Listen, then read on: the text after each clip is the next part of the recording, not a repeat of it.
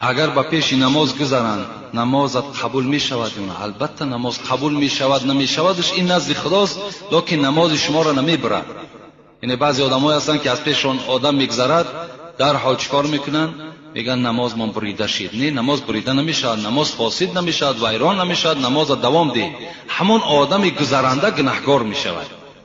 کسی با پیش نماز کسی میگذرد، حتی حضرت امام ابو حنیفه چی گفتن؟ گفتن من 40 سال در یک جا راست ایستادن به عهده میگیرم، لکن با پیش نمازخوان نمیگذرم از گناه وزنین بودن این.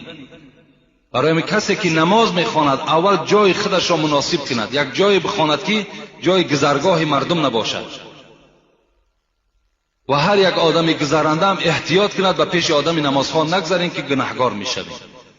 لیکن وقتی گذشتین شما گناهگار شدین، لیکن در